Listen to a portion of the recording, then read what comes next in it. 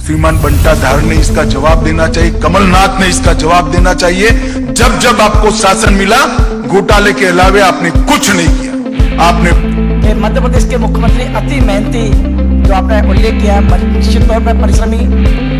क्या यह सही है कि अगले चुनाव में यदि आपको बहुमत मिलता है तो शिवराज जी ही मुख्यमंत्री रहेंगे? अगर ये स्पॉन्सर है कमलनाथ जी का सवाल, कमलनाथ जी ने स्पॉन्सर किया है, तो उनको ऐसी गलती नहीं करनी चाहिए थी, क्योंकि इससे जांच की गति भी तेज हो सकती। केंद्रीय गृह मंत्री आदरणीय श्री अमित शाह जी पधारे हैं। उनके हाथों से 20 सालों के रिपोर्ट कार्ड का, विकास यात्रा का रिपोर्ट कार्ड का विमोचन यहाँ पे किया गया। बहुत बहुत धन्यवाद। और रिपोर्ट कार्ड के विमोचन के बाद आदरणीय देवी सज्जनों, केंद्र तथा राज्य सरकार की उपलब्धियों पर संबोधन हेतु करबद्ध निवेदन माननीय मुख्य अतिथि महोदय केंद्रीय गृह मंत्री माननीय श्री अमित शाह जी से कृपया अपने संबोधन से हम सभी को कृतार्थ करें।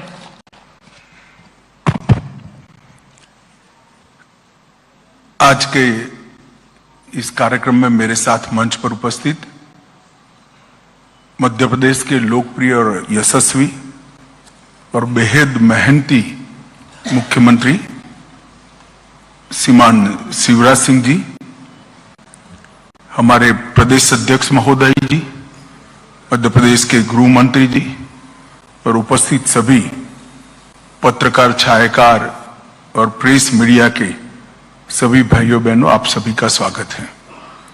मुझे कोई संबोधन नहीं करना है, कुछ डिटेल देने का मैं प्रयास करूंगा। वैसे आप सब लोग ये सारी चीजों से अवगत हैं, परंतु किस होलिस्टिक अप्रोच के साथ हमने एक बीमारू राज्य को देश के सबसे विकसित राज्यों में 20 साल में पहुंचाने का प्रयास किया है, और आगे आजादी के अमृत काल के समय में क्या दृष्टिकोण लेकर मध्य प्रदेश को भारतीय जनता पार्टी आगे ले जाना चाहती है।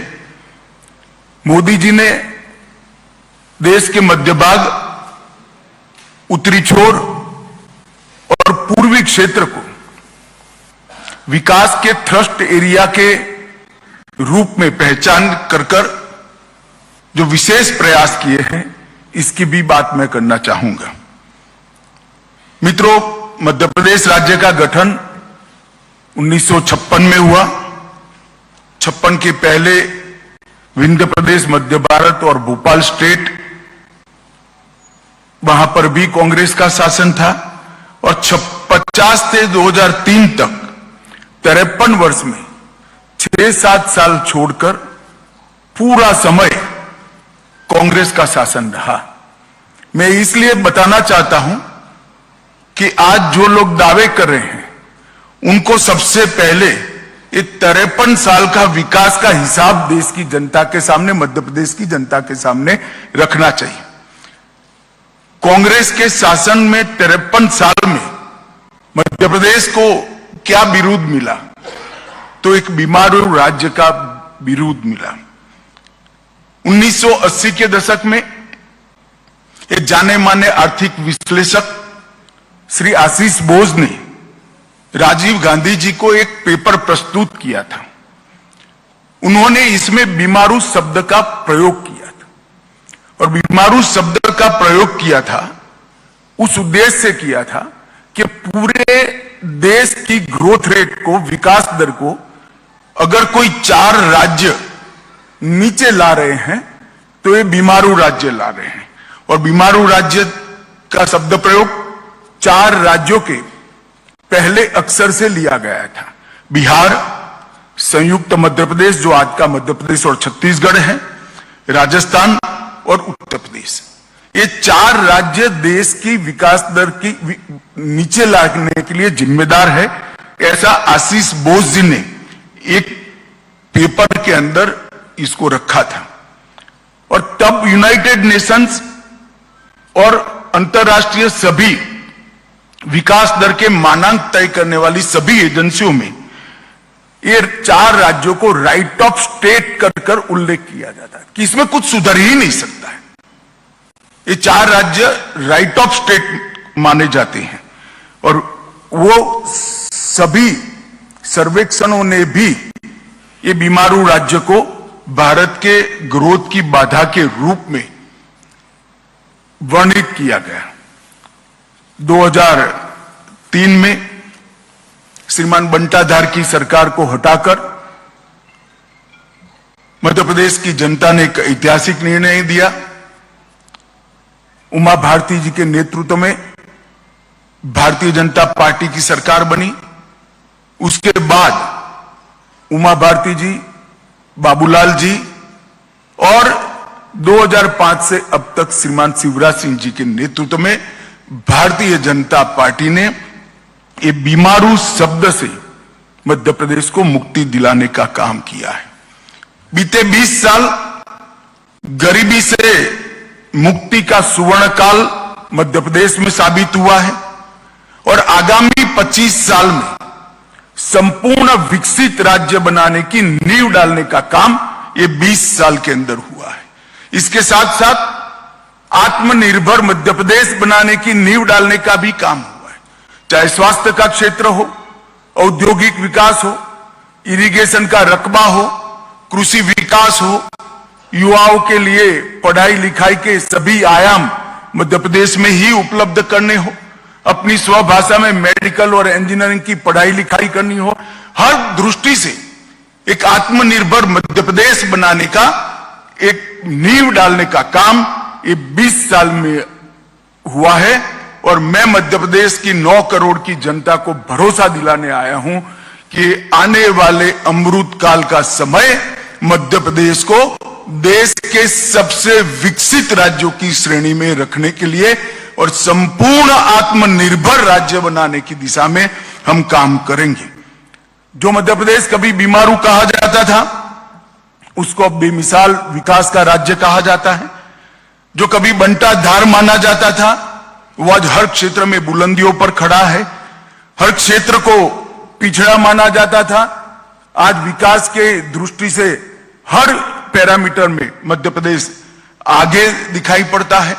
और कभी जिसको बर्बाद कर राइट ऑफ किया गया था वो आज समृद्ध और खुशहाल राज्यों की श्रेणी में आया है। 20 साल में बिजली, पानी, सड़क, शिक्षा, स्वास्थ्य, अर्थव्यवस्था, सुशासन और कानून और व्यवस्था, ये सारे पैरामीटर्स के अंदर आमूल चूर परिवर्तन किया है।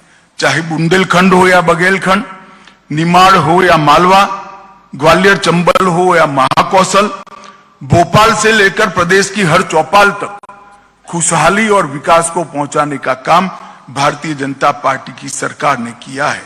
और इस 20 साल में 10 साल डबल इंजन की सरकार है। 2014 में मोदी जी की सरकार बनी और मोदी जी ने मध्य प्रदेश को काफी कुछ दिया है, मन खोल कर दिया है। और मध्य प्रदेश की जनता ने भी मोदी जी के हर पहल का जवाब झोलियां भर भर कर वोटें देकर, सीटें देकर निभाया है। 2014 में 29 में से 27 सीटें लोकसभा की भारतीय जनता पार्टी जीती। 29 में से हम 28 सीटें जीते और मैं विश्वास के साथ कह रहा हूं 1 सीट की कमी है। 2024 में भी वो 1 सीट की कमी भी मध्य प्रदेश की जनता हम पर कृपा कर कर पूरी कर देगी, इसका मुझे विश्वास है। मैं मध्य प्रदेश की जनता को कहने आया हूं कि अगला चुनाव है वो बंटाधार की ओर से विकसित मध्य प्रदेश बनाने का चुनाव है, बीमारू की ओर से सर्वोच्च स्थान पर बैठे हुए मध्य प्रदेश को बनाने का चुनाव है और आगामी चुनाव गरीबी से संपूर्ण मुक्ति का चुनाव है। मोदी जी के नेतृत्व में यहां पर शिवराज जी ने जिस प्रकार से मोदी जी की हर योजना को नीचे पहुंचाया है वो आने वाले समय में ये नींव पर हम एक बहुत बड़ी इमारत खड़ी करने जा रहे हैं। इसलिए मध्य प्रदेश की 9 करोड़ की जनता की आशीर्वाद की हम कामना करते हैं। मोदी जी के समय में 60 करोड़ से ज्यादा गरीबों का, भारतीयों का जीवन स्तर उठाने का काम हुआ है।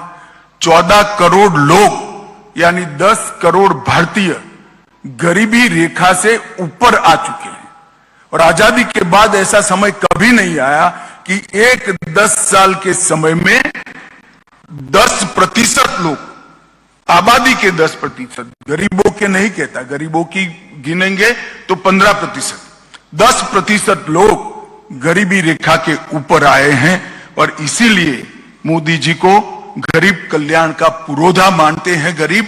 और इसका मैक्सिमम फायदा जो 2-3 राज्यों को मिला है उसमें से एक हमारा 9 करोड़ की आबादी वाला मध्य प्रदेश है और उन्होंने हर क्षेत्र में प्रगति की है। मध्य प्रदेश सरकार ने शिवराज जी के नेतृत्व में, हमारे अगले 2 मुख्यमंत्रियों के नेतृत्व में, मगर बड़ा कालखंड शिवराज जी का आया, शिवराज जी के नेतृत्व में ढेर सारे परिवर्तन किए थे।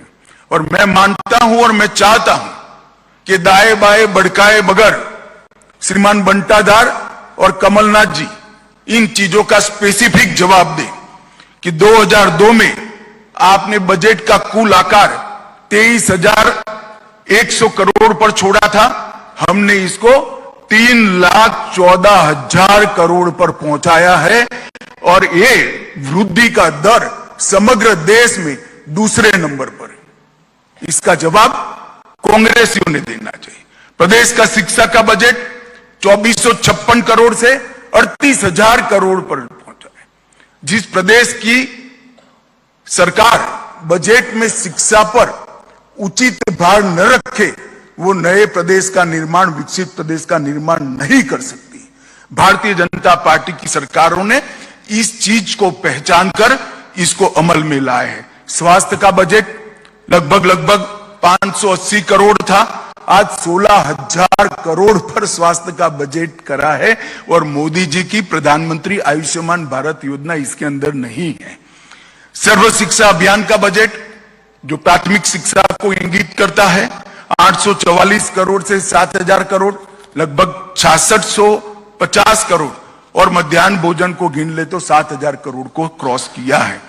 SC, ST और OBC का बजट बंटाधार जब छोड़कर गए तब केवल और केवल 1,056 करोड़ था और मैं चाहूंगा कि श्रीमान बंटाधार और कमलनाथ जी इसका जवाब दें। SC, ST और OBC मिलकर बहुत बड़ी जनसंख्या मध्य प्रदेश की आबादी की होती है। आप सिर्फ 1,056 करोड़ खर्च करते थे, भारतीय जनता पार्टी की सरकारों ने 1,056 करोड़ से बढ़ाकर 64,390 करोड़ तक इसको पहुंचाया है। प्रति व्यक्ति आय जो राज्य के सर्वांगीण विकास के लिए द्योतक होती है, आप 11,700 करोड़ 700 रुपया छोड़कर गए थे।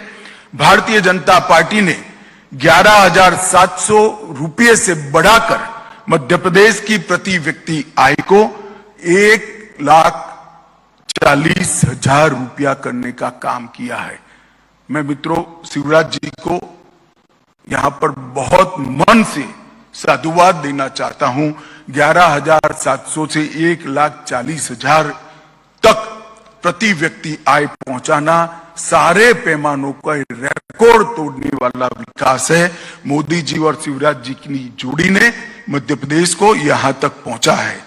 MSME जो रोजगारी के लिए महत्वपूर्ण है, सालाना रजिस्ट्रेशन उस वक्त 4,297 उद्योगों का होता था और अब 3,61,545 उद्योगों का रजिस्ट्रेशन होता है। सड़क निर्माण, पहले तो सड़क जो निर्मित हुई थी वो भी सड़क में गड्ढा था या गड्ढे में सड़क थी मालूम नहीं पड़ता। मैं कई बार दाहोद के रास्ते से महाकाल के दर्शन करने आया था, गहरी नींद में दाहोद तक सोते थे। जैसे ही MP शुरू होता था गाड़ी गड्ढे में गिरते ही नींद उड़ जाती थी। मगर ऐसी भी 60,000 किलोमीटर सड़कें थी, इसकी जगह अब 5,10,000 किलोमीटर सड़कें ग्रामीण सड़कों को मिलाकर यहां बनाई दी गई है। 8 गुना से ज्यादा सड़कों का निर्माण हुआ है। राष्ट्रीय राजमार्ग 4,800 किलोमीटर से बढ़कर 13,000 किलोमीटर हुआ है, करीब करीब 3 गुना बढ़ा है। कृषि विकास दर 6.5 गुना बढ़ी है।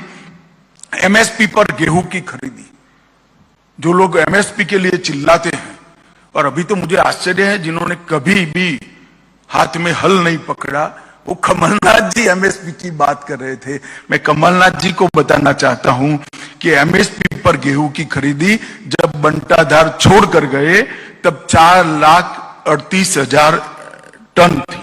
सिर्फ गेहूं की खरीदी मैं कहता हूं 4,38,000 टन।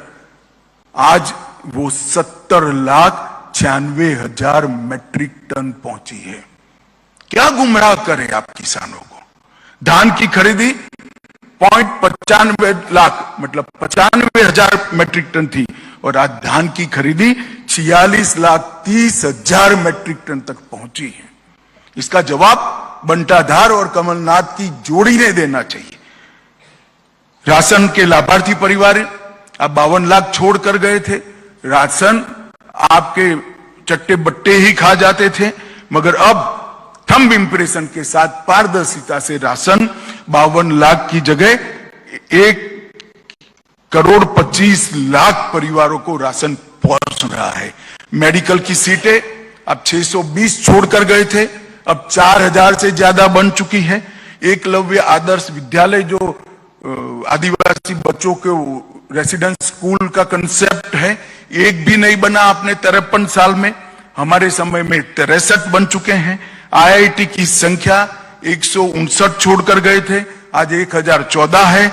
और पर्यटकों की संख्या, क्योंकि रोड भी अच्छे हुए, पर्यटन स्थानों का भी विकास हुआ है, 64 लाख तक थी, अब ये 9 करोड़ को क्रॉस कर गई है।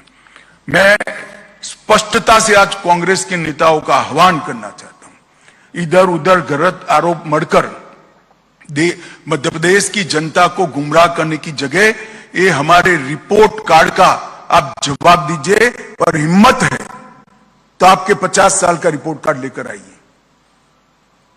भारतीय जनता पार्टी ने सार्वजनिक जीवन में एक परंपरा खड़ी करी है। हमने राजनीति के अंदर जवाबदेही की परंपरा तय की। जहां जहां हमारी सरकार है, 5 साल के बाद चुनाव में जाते हैं तो हमने क्या करा है इसका हिसाब लेकर जाते हैं। तो मध्य प्रदेश सरकार ने तो ठीक किया ही। कांग्रेस के लोगों को मैं पूछना चाहता हूं कि आपने मध्य प्रदेश को कितना अन्याय किया, इसका भी हिसाब दीजिए आप। मध्य प्रदेश में सालों तक ऊपर भी कांग्रेस की सरकार रही, नीचे भी कांग्रेस की सरकार रही। क्या दिया मध्य प्रदेश को? आंकड़े देकर 9 करोड़ की जनता के सामने आइए आप नहीं आएंगे मुझे मालूम है, इसलिए मैं आंकड़े देना चाहता हूं। मित्रों, 2004 से 14 में बहुत पीछे नहीं जाना चाहता। जब सोनिया मनमोहन सरकार थी, 10 साल मध्य प्रदेश में उनकी सरकार चली, मध्य प्रदेश को 1,98,000 करोड़ रुपया दिया, सिर्फ 1,98,000 करोड़ रुपया 10 साल में। और मोदी जी की सरकार 9 साल 2014 से 23 का 8,33,000 करोड़ रुपया मोदी जी ने देने का काम मध्य प्रदेश को दिया है। और मैं तो ये डेवोल्यूशन फंड और ग्रांट इन एड की ही बात करता हूं। विकास की अनेक परियोजनाएं जो आई हैं, जो और लाखों करोड़ का हिसाब है, हर गरीब के घर में लाभ पहुंचे हैं, जिसका हिसाब भी लाखों करोड़ का होने जा रहे हैं, इसकी बात नहीं करता। मैं डिवोल्यूशन फंड और ग्रांट इन एड की ही बात कर रहा हूं। और मेरा फिर से एक बार आग्रह है, और पत्रकार मित्रों से भी आग्रह है, हमसे जो नाराजगी हो, मगर एक सवाल तो बंटाधार और कमलनाथ को पूछने का बनता है कि भाई इसका रिपोर्ट कार्ड जरा आप पेश करिए, आपका हिसाब पेश करिए। मित्रों, किसान सम्मान निधि 91 लाख किसानों को फायदा मिलता है, 19,000 करोड़ का फायदा अब तक पहुंच चुका है। ये मोदी जी ने जो सारी योजनाएं बनाई हैं, नीचे तक डबल इंजन की सरकार ने पहुंचाई, और मोदी जी ने भी योजनाएं बनाने में भी कमी नहीं छोड़ी, और योजनाओं के ऊपर किसी भी प्रकार की कटौती नहीं रखी, लक्ष्यांक नहीं रखा है। संपूर्ण सैचुरेशन ही मोदी सरकार का लक्ष्यांक है। पहले क्या आता था? टुकड़े टुकड़ों में विकास होता था। भाई 25,000 शौचालय बनाने हैं, अब आता है कि हर घर में शौचालय होना चाहिए। 10,000 घरों में बिजली पहुंचानी है, अब मोदी जी कहते हैं हर घर में बिजली होनी चाहिए। हर गरीब को घर मिलना चाहिए, हर गरीब के घर में पीने का पानी मिलना चाहिए, हर गरीब के घर में गैस का सिलेंडर पहुंचना चाहिए। संपूर्ण सैचुरेशन की दिशा में गरीब कल्याण का कंसेप्ट स्वतंत्र भारत में अगर किसी ने किया है तो हमारे प्रधानमंत्री नरेंद्र मोदी जी ने किया है, और इसीलिए मोदी जी को बार बार जनादेश प्राप्त होता है। फसल बीमा 25,000 करोड़ का फायदा मिला है। जल जीवन मिशन 1.2 करोड़ घर और 60 लाख कनेक्शन अब तक पहुंच चुके हैं। आयुष्मान भारत योजना लगभग 3.6 करोड़ लाभार्थी हैं, इसमें से 30 लाख लाभार्थियों ने अपने ऑपरेशन करा चुके हैं। लगभग 80 लाख शौचालयों का निर्माण पूरा हो चुका है। अन्न योजना लगभग 1.2 करोड़ कार्ड में 5.1 करोड़ लाभार्थियों को प्रति व्यक्ति प्रति माह 5 किलो अनाज फ्री ऑफ कॉस्ट दे दिया जा रहा है। लगभग 10,87,000 गैस के सिलेंडर बांटे हैं, जिसमें से 1,20,000 SC और ST है। प्रधानमंत्री आवास योजना 42 लाख लोगों को घर दिया गया है। संस्थाएं भी दी है। भारतीय सूचना प्रौद्योगिकी संस्था IIIT, राष्ट्रीय डिजाइन संस्था NID भी देने का काम किया है। राष्ट्रीय राजमार्गों के निर्माण में 4,000 किलोमीटर के नए राजमार्ग दिए हैं, जो कांग्रेस के कुल शासन से ज्यादा हैं। लगभग 5400 अरब रुपये से तैयार होने वाली दिल्ली मुंबई औद्योगिक कॉरिडोर, इसमें इंदौर शहर को शामिल किया गया है। 31,000 करोड़ की लागत से 906 किलोमीटर लंबा नर्मदा एक्सप्रेसवे का विचार किया है। 5,000 करोड़ की लागत से 300 किलोमीटर की भारत माला परियोजना को हम आगे लेकर आए हैं, और 5 वित्तीय वर्षों में, सिर्फ 5 वित्तीय वर्षों में हमने 72,000 किलोमीटर सड़कों की लंबाई को बढ़ाने का काम। मित्रों, ये जो विकास के पैरामीटर्स है, उसका जवाब मध्य प्रदेश की 9 करोड़ की जनता ने श्रीमान बंटाधार और कमलनाथ के सामने मांगा। इधर इधर की बात मत करिए भाई। मध्य प्रदेश का काफिला क्यों लूटा था, इसका जवाब दीजिए, और आपके समय में लूटा है। रेलवे में 12,000 करोड़ रुपया की लागत से 11 कॉरिडोर और कई सारे 35 से ज्यादा रेलवे स्टेशनों की विकास की बात की है। 3 एयरपोर्ट, ग्वालियर हवाई अड्डा 500 करोड़ की लागत से, रीवा हवाई अड्डा 2023 तक चालू हो जाएगा अंत के पहले, और 412 करोड़ की लागत से जबलपुर के हवाई अड्डे का भी टर्मिनल बन रहा है। लगभग 4190 करोड़ से ग्रीनफील्ड SEZ पीथमपुर में लगाया जा रहा है। 3,000 करोड़ से 600 मेगावाट ऊर्जा उत्पादन वाला सबसे बड़ा सौर ऊर्जा प्लांट खंडवा में स्थापित होगा। 2400 करोड़ से पूरे देश को गौरव हो ऐसा आदि शंकर का अद्वैत स्मारक बनाने का काम भी हमारी सरकार ने किया है। ओंकारेश्वर खरगोन में अंतर्राष्ट्रीय अद्वैत वेदांत संस्थान की भी निर्मित हम कर रहे हैं। 3900 में से 2639 लक्ष्य है, उसमें से 2648 अमृत सरोवर बना दिए गए हैं। बस 204 एकड़ भूमि में IT प्रदेश मध्य प्रदेश में दूसरा बनाया जा रहा है, और अंतर्राष्ट्रीय क्रिकेट स्टेडियम भी ग्वालियर में बन रहा है।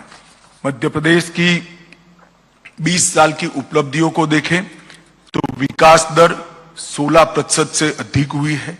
प्रति व्यक्ति आय 1,40,000 रुपये से ऊपर पहुंची है। सड़क नेटवर्क 5 लाख किलोमीटर से ऊपर पहुंचा है। ऊर्जा क्षमता 29,000 मेगावाट से आगे पहुंच गई है। सिंचाई क्षमता मैं विशेष अभिनंदन शिवराज जी का करना चाहता हूं। सिंचाई का जो जाला उन्होंने बुना है करोड़ों गरीब किसानों के लिए आशीर्वाद है। सिंचाई क्षमता 47 लाख हेक्टेयर तक पहुंची है। 46 लाख बेटियों को लाडली लक्ष्मी योजना से फायदा मिला है। 53 लाख से अधिक महिलाओं को स्व सहायता समूहों से हमने फायदा पहुंचाया है। उज्जैन में महाकाल महालोक का निर्माण किया है। ओंकारेश्वर में जैसे मैंने आगे बताया एकात्म धाम बनाया है। भोपाल और इंदौर में मेट्रो रेल को सफलता से रोल आउट किया है। मेडिकल कॉलेजों की संख्या 24 तक पहुंच चुकी है। इंजीनियरिंग, पॉलिटेक्निक और मेडिकल की पढ़ाई लिखाई हिंदी भाषा में शुरू कर गरीब बच्चों के लिए एक लघुता ग्रंथि के निवारण का एक बहुत बड़ा माध्यम हमारी सरकार ने बनाया है। ट्राइबल के लिए पेशा कानून को हमने प्रस्तावित करने की देश भर में दूसरा ही राज्य है जहां शुरुआत हुई है। गरीबों ट्राइबल्स के सम्मान के लिए हमने स्वतंत्रता संग्राम संग्रहालय से लेके कई बड़े बड़े स्थानों पर हमारे प्रातस्मरणीय ट्राइबल नेताओं के नामों को जोड़ा है और आज देश में सबसे बड़े फेवरेट इन्वेस्टमेंट डेस्टिनेशन के रूप में मध्य प्रदेश चिन्हित हो चुका है। मित्रों, बीच में 15 महीने कांग्रेस की सरकार भी रही।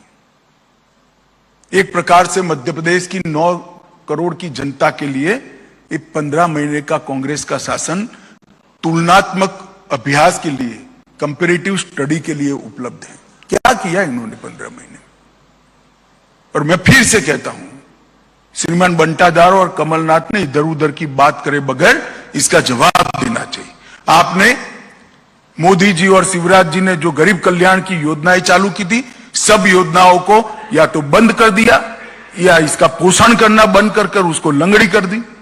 गरीब कल्याण की पूरी हमारी मूवमेंट को कांग्रेस ने लंगड़ा करने का काम किया, अपाहिज करने का काम किया।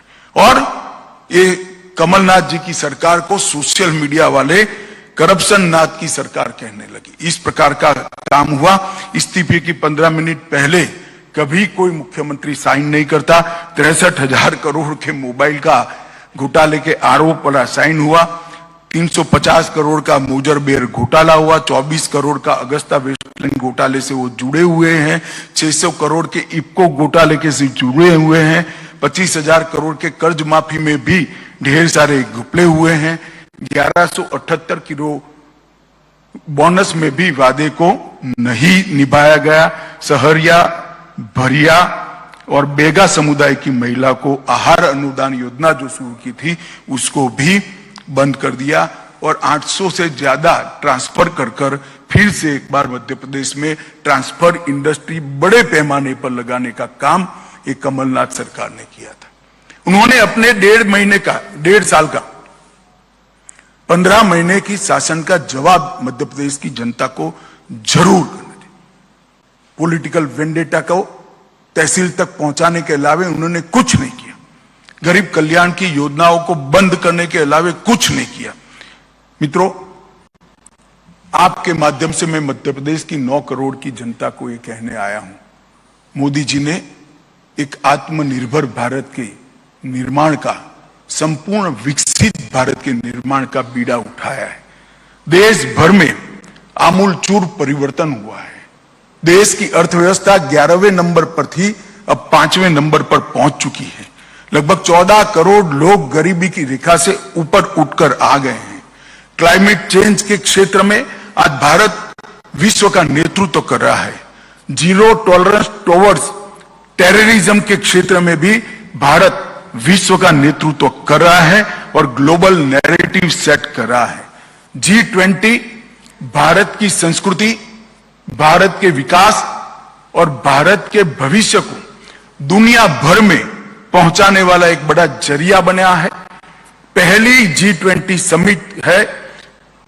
कांग्रेस के कई नेता कहते कि कई देशों में G20 समिट हुई, मगर पहली समिट है जिसमें सभी प्रदेशों को मौका मिला है। कांग्रेस के प्रदेश हैं, शासित प्रदेश है, उनको भी मिला है और 59 स्थानों पर विश्व भर के नेताओं को पहुंचाने का काम किया है। हमारी विविधता वाली संस्कृति, कई भाषाएं, हमारी भूषाएं, हमारे व्यंजन और हमारी विकास की गाथा का सबसे बड़ा संदेश अगर किसी एक घटना से गया है तो G20 से गया है। और 14 देशों ने ये 9 सालों में 14 देशों में जो विश्व का रिकॉर्ड है, किसी भी नेता को, किसी भी राष्ट्राध्यक्ष का सम्मान दुनिया के 14 देशों ने अपने सर्वोच्च सम्मान से नहीं किया है। हम सब के लिए गर्व की बात है, नरेंद्र मोदी जी को 14 देशों ने अपने सर्वोच्च सम्मान से सम्मानित किया है। ये 14 देशों ने जो सम्मान किया है वो नरेंद्र मोदी जी या भारतीय जनता पार्टी का सम्मान नहीं है। ये नरेंद्र मोदी व्यक्ति का सम्मान नहीं है। ये 14 देशों ने जो सर्वोच्च सम्मान दिया है वे भारत की विकास की गाथा को दिया है। भारत की 140 करोड़ की जनता का सम्मान विश्व के 14 करोड़ देशों ने दिया है। आजादी के बाद ऐसे 10 साल शायद ही आए होंगे और मोदी जी ने एक संकल्प लिया है, जल्द ही हम विश्व में तीसरी अर्थव्यवस्था बनकर उभरेंगे। 5 ट्रिलियन अमेरिकी डॉलर की अर्थव्यवस्था हम बनेंगे। 2047 तक संपूर्ण आत्मनिर्भर और विकसित राष्ट्र भी बनेंगे और नए भारत का निर्माण भी करेंगे। और कांग्रेस ने इतने सालों में क्या किया, मैं कुछ घोटाले आपको जरूर बताना चाहता हूं। श्रीमान बंटा धार ने इसका जवाब देना चाहिए, कमलनाथ ने इसका जवाब देना चाहिए।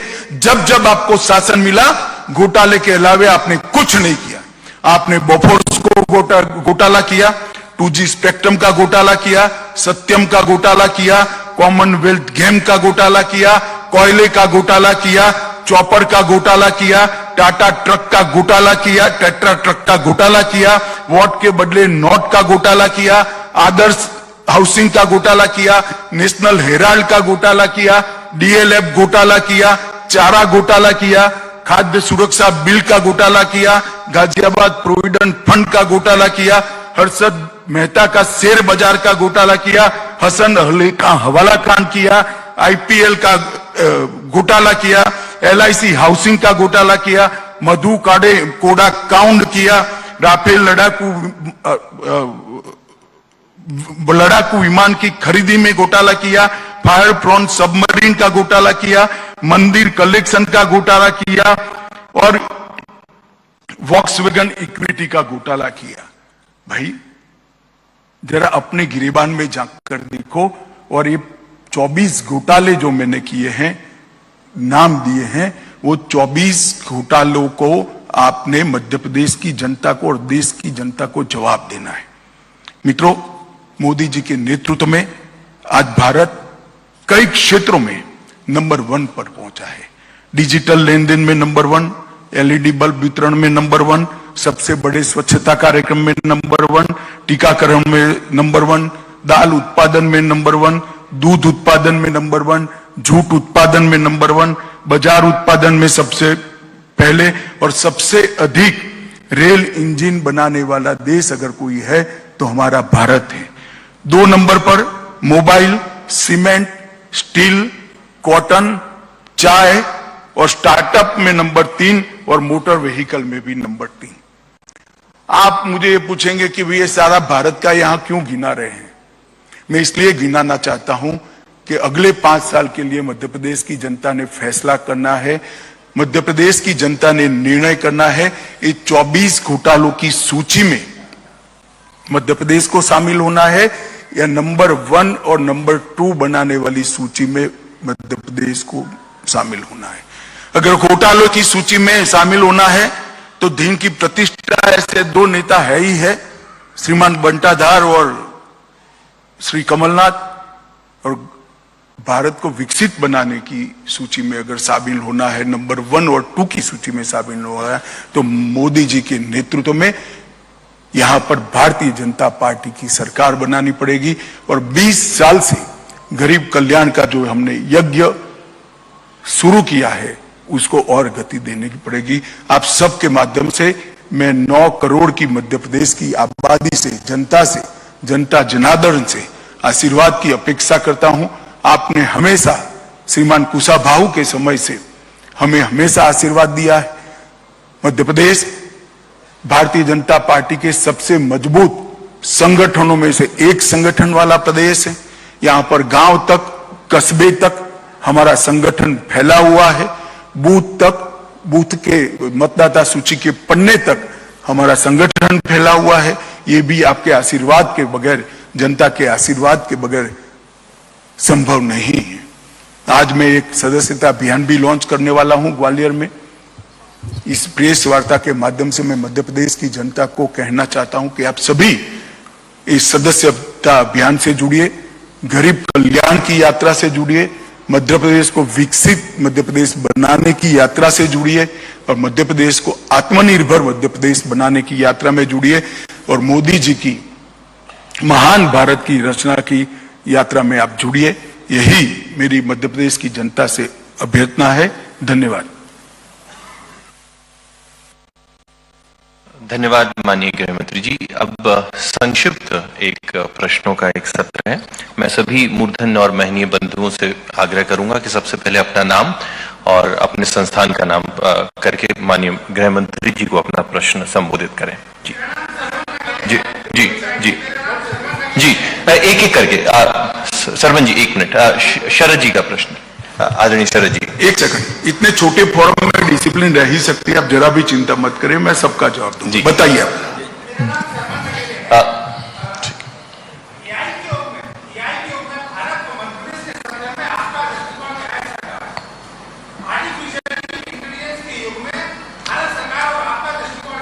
देखिए, जिस तरह से मध्य प्रदेश में उच्च शिक्षा का प्रचार और प्रसार मोदी जी और शिवराज जी के समय में हुआ है, आर्टिफिशियल इंटेलिजेंस का जो क्षेत्र है वो उच्च शिक्षा के बगैर संभव नहीं है। तो आर्टिफिशियल इंटेलिजेंस के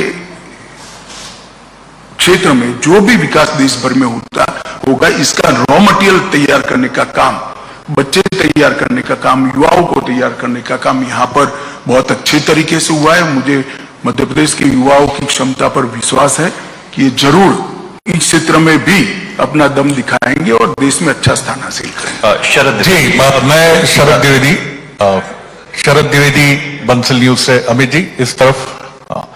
अच्छी बात यह है, जैसा नगेले साहब ने सवाल किया कि आर्टिफिशियल इंटेलिजेंस, लेकिन डेवलपमेंट का मॉडल जो है वो रियल इंटेलिजेंस से ही पॉसिबल है। ये बड़ी उम्मीद की बात है।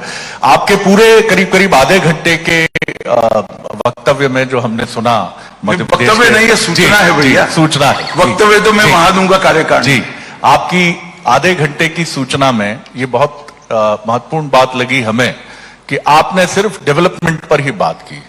जो भारतीय जनता पार्टी के साथ एक बात कही जाती है या ऑब्जर्वर्स कहते हैं कि इमोटिव इश्यूज भी आते हैं, लेकिन आपने सिर्फ डेवलपमेंट के प्लान पे बात की। तो ये माने कि 2023 और 24 सिर्फ डेवलपमेंट डिबेट इसी पर, और कांग्रेस को आप इसी मुद्दे पर लेकर आएंगे। Development development development. देखिए, हम तो चाहते हैं कि चुनाव डेवलपमेंट के मुद्दे पर हो। कांग्रेस की परंपरा थी जातिवाद, परिवारवाद और तुष्टीकरण के आधार पर चुनाव को घसीट कर ले जाना, और मोदी जी ने नई परंपरा शुरू की है पॉलिटिक्स ऑफ परफॉर्मेंस पर जनता निर्णय करनी चाहिए। मगर हमने हमारे सारे एजेंडे को भी समाप्त किया है। धारा 370 को भी समाप्त किया है। राम मंदिर का निर्माण भी तेजी से हो रहा है। यहाँ महाकाल लोक भी बना है। ढेर सारे काम हमने हर क्षेत्र में किए हैं। मगर आपकी बात सही, हम जरूर चाहेंगे कि चुनाव डेवलपमेंट के और गरीब कल्याण के मुद्दे पर हो। मध्य प्रदेश जैसे राज्य को, जहां एक बार बीमारू राज्य का एक तमगा चिपकाया गया था, वहां डेवलपमेंट ही चुनाव का मुद्दा होना चाहिए। शरद राकेश अग्निहोत्री जी। आपके मध्य प्रदेश में सक्रिय होने के बाद संगठन में कसावट और सरकार की उपलब्धियों का लेखा जोखा सामने रखा जा रहा है। कार्यकर्ताओं में करंट आ रहा है, ये फीडबैक मिल रहा है, लेकिन नेतृत्व को लेकर जो क्लियरिटी है, क्या अमित शाह उसको सामने रखेंगे? और दूसरा, जो आपने 15 महीने की दिग्विजय सिंह सरकार और कमलनाथ का जो जिक्र किया है, क्या वो काम भाजपा के लिए कोई चुनौती है? और 15 महीने का कोई आरोप पत्र भी भाजपा जारी करेगी इसी गंभीरता के साथ? देखिए, आरोप पत्र जारी करेंगे या नहीं करेंगे तो स्टेट यूनिट निर्णय करेगा, परंतु मैंने आज आरोप लगा ही दिए, जवाब देना चाहिए उनको। क्या बाकी रखा है? सारी बातें बताई है। इन्होंने विकास की कंपैरिजन लेकर मध्य प्रदेश की जनता के सामने आना चाहिए। करप्शन की बातें लेकर मध्य प्रदेश को जनता को जवाब देना चाहिए, और अगर हिम्मत है तो दे।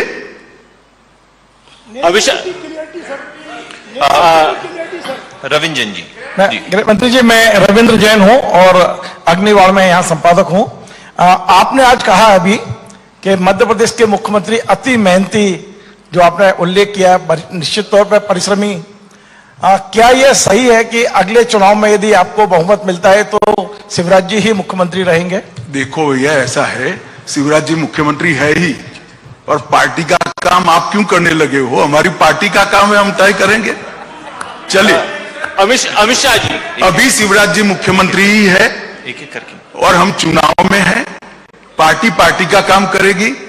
मेरा आप सभी से अनुरोध है कि मोदी जी और शिवराज जी के नेतृत्व में जो कुछ हुआ है, कृपया जनता पर पहुंचाइए, तो विकास का एजेंडे पर चुनाव सेटराइट हो, और कांग्रेस भी अपने विकास की बात करती है तो उसको भी पहुंचाइए। अनिल गुप्ता जी, अनिल जी,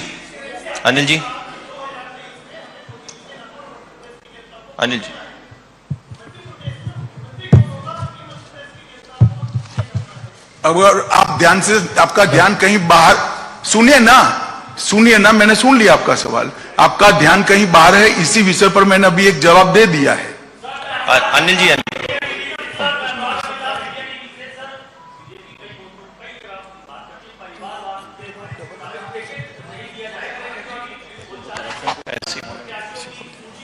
एक करके,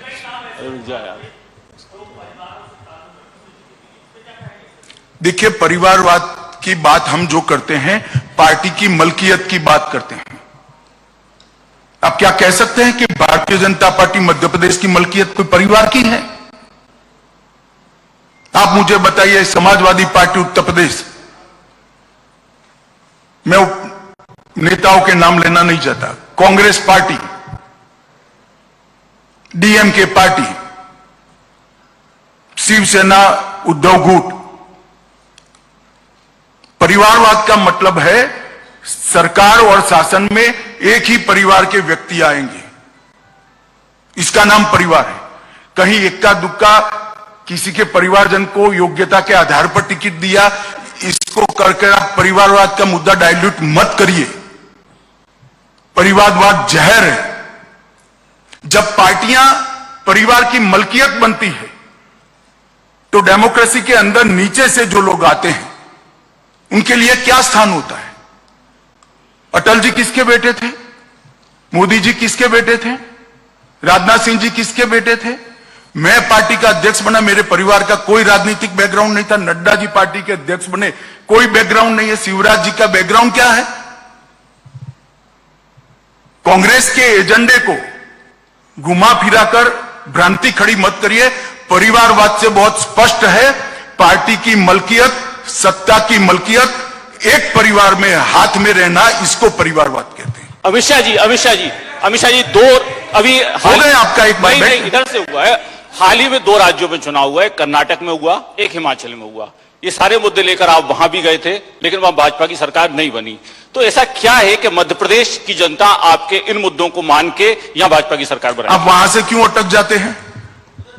हम मणिपुर में 2 बार जीते, आसाम में 2 बार जीते, उत्तर प्रदेश में 2 बार जीते। जाना है तो जरा और पीछे भी जाइए भाई। हम तो हारते हारते पार्टी बने हैं, हमारा कुछ नहीं था 50 में, मगर जीत का सबसे ज्यादा अच्छा रिकॉर्ड अगर किसी एक पार्टी का है तो भारतीय जनता पार्टी का है। पंचायत से पार्लियामेंट तक, और 30 साल के बाद 2 बार पूर्ण बहुमत की सरकार बनाने का सम्मान अगर किसी को है तो हमारे नेता नरेंद्र मोदी जी को है। हेलो, मेरा सर, मैं प्लीज सर, मैं ऐसे कैओटिक सिचुएशन मत करिए। सर, मैं मनीष शर्मा हूँ पंजाब केसरी का। यह धरना नहीं है, बैठ जाइए press conference. Hello, Rajesh Sarothiya ji. मैं राजेश सरोठिया हूँ, चीफ एडिटर दोपहर मेट्रो। मेरा ये कहना है कि चुनाव के समय जिस तरह से मुफ्तखोरी की योजनाओं की जो बाढ़ लगती है और कंपटीशन चलता है, ये अल्टीमेटली अगले 5 साल के लिए जो एक्सचेकर्स मनी है उससे आपकी जो सामान्य योजना है ये उन पर सब पर प्रभाव पड़ता है। तो क्या भारतीय जनता पार्टी जो कि बहुत अच्छी उसकी बातें करती है, तो ये कोई पहल करेगी कि चुनाव आयोग के सामने आप ये घोषणा पत्र में जो कहते हैं कि मुफ्त के सिलेंडर, मुफ्त की फलाने, मुफ्त की बिजली, ये कैसे करेंगे आप? आपके पास में बजट में क्या प्रावधान किया है और वो राज्य सरकार की जो प्रदेश की जनता है उस पर प्रभाव नहीं पड़ेगा? समझ गए, बैठ जाइए। पहली बात तो हमने चुनाव के समय में नहीं किया है। आप हमारी सारी योजनाओं को देखिए। हर घर में शौचालय प्रधानमंत्री जी ने 2015 में घोषित किया, कोई चुनाव नहीं था। हर घर नल वो 2020 में घोषित किया, कोई चुनाव नहीं था। हमारी योजनाएं और चुनाव का संबंध नहीं है। मगर आप जो कह रहे हैं, ये रेवड़िया बांटने वाली जो बात कर रहे हैं, तो गरीब को भी काफी समझ है भैया। मोदी जी ने 1 लाख का घर दिया और कोई 200 रुपए का बिल माफ करेगा, तो 1 लाख का घर भूलकर 200 रुपए के बिल माफी को वोट नहीं देगा। हमें मालूम पड़ता है इतना। और हम सस्टेनेबल ग्रोथ को और लाइफस्टाइल को अपग्रेड करने में विश्वास रखते हैं। ये हमारा फर्म विश्वास है कि गरीब को गरीबी की अवस्था से बाहर निकालना और उसकी आय को बढ़ाना, ये दोनों को ध्यान में रखकर नरेंद्र मोदी जी ने सारी योजनाओं को बनाया है। हमारी राज्य सरकारों ने सारी योजनाओं को बनाया है और इस पर हम फर्मली आगे बढ़ रहे हैं।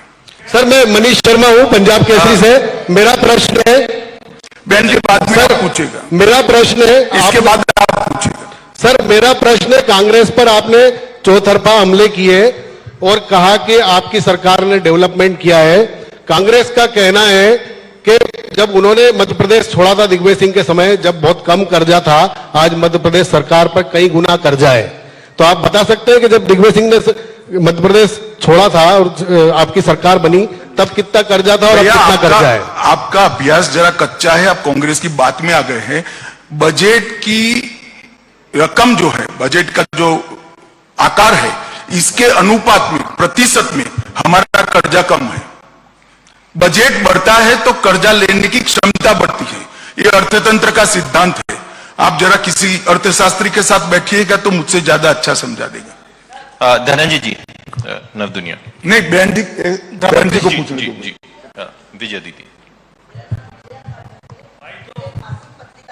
जगत विजन और कुछ पोस्ट वगैरह भी लिखती हूँ। अमित शाह जी, अभी आपने कहा कि शिवराज जी के इसमें 20 साल में बहुत विकास हुआ, विकास की गंगा बह गई। इस आधार पे आप कह सकते हैं कि आपको कितने वोट मिले, कितनी सीटें लेंगे आप? बहन जी, कोई अंक शास्त्री या ज्योतिष को ही मिलना पड़ेगा आपको। नहीं, इस पे अंदाज तो लगता ही है। धनंजय जी। मैं नई दुनिया से धनंजय प्रताप सिंह हूं। मेरा सवाल है, 2018 के चुनाव में भाजपा का वोट प्रतिशत बढ़ा लेकिन सीट घटी, सत्ता से आप बाहर हो गए। उस समय क्या कमी रही थी जो 2023 में पूरी हो गई है और क्या बदलाव आया है इस चुनाव में? देखिए, 2018 में 2015 से कांग्रेस ने एक सोची समझी रणनीति के तहत गुजरात, मध्य प्रदेश, राजस्थान और कई राज्यों में जाति के आंदोलन खड़े करने का प्रयास किया था और जातिवाद का जहर जनता में घोलने का प्रयास किया था। 2018 का चुनाव जातिवाद के घोले हुए जहर की परछाई में हुआ था। फिर भी हमें 1 लाख वोट ज्यादा मिले थे कांग्रेस से। और इस बार उनके 15 महीने का शासन भी देख लिया है और हमारा रिकॉर्ड है ही है। मध्य प्रदेश के साथ एक ताजा कंपेरेटिव एनालिसिस करने के लिए उदाहरण उपलब्ध है। हमें पूरा भरोसा है कि आज देश की जो राजनीतिक स्थिति है, मध्य प्रदेश की जो राजनीतिक स्थिति है, हम बहुत बड़े बहुमत के साथ मध्य प्रदेश में सरकार बनाने जा रहे हैं। मनोज शर्मा जी। मनोज जी। सर, मैं मनोज शर्मा हूं सर, न्यूज 18 से। आज प्रेस कॉन्फ्रेंस में आपने जिनका सबसे ज्यादा बार जिक्र किया, पूर्व मुख्यमंत्री दिग्विजय सिंह आरोप लगा रहे हैं कि मध्य प्रदेश में नू हरियाणा की तरह बीजेपी दंगों की प्लानिंग कर रही है। चलिए, दिग्विजय सिंह को ऐसे ही आगाहियां करने का स्वभाव है। जो आदमी के मन में होता है ऐसी ही बात मुंह से निकलती है। 1 महीने बाद दिग्विजय को पूछ लेना कि दंगा क्यों नहीं हुआ। सर, गृहमंत्री जी। सुनील शर्मा जी, प्रदेश। गृहमंत्री जी, मेरा एक सवाल है। 1 मिनट, मैं हेमेंद्र शर्मा हूं आज तक से। हेमंत जी बैठिए ना, 1 मिनट सुनील जी का, फिर उसके बाद आते हैं आप। सुनील जी बोलिए, बिना माइक के बोलिए। गणेश जी, अब आप पूछिए। अरे यार, मैं मध्य प्रदेश आऊं, इसमें आपको क्या आपत्ति है? भले आदमी ऐसा क्यों करते हो? जहां चुनाव है वहां मैं हमेशा जाता हूं। आपके पास ठीक से रिकॉर्ड उपलब्ध नहीं है, मेरी ऑफिस आपको भेज देगी। गृहमंत्री जी, हेमंत जी। गृहमंत्री जी, मैं हेमेंद्र शर्मा हूं। पिछले 20 साल से मध्य प्रदेश में भारतीय जनता पार्टी की सरकार है और 9 साल में केंद्र में जो है आपकी सरकार है।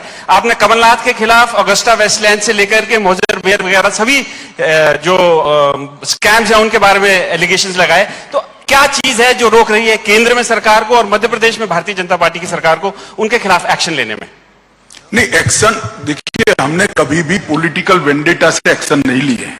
ये मैंने जो सारे घोटाले किए वो सारे घोटालों के खिलाफ हमारी जांच चल ही रही है। एक सेकंड भैया सुनो, बहुत महत्वपूर्ण सवाल है। भाई साहब बैठ जाइए। संजय जी बैठो ना, अभी आपका भी क्रम आएगा, बैठो। हमारी जांच चल रही है। आप कांग्रेस के नेता का, किसी भी नेता का भाषण सुनिएगा तो हाय तौबा मिलेगी एजेंसियों के दुरुपयोग की। वो जांच है, मगर जांच की एक गति होती है और जांच कोर्ट के नियमों के अनुसार होती है। इसमें एक समय लगता है।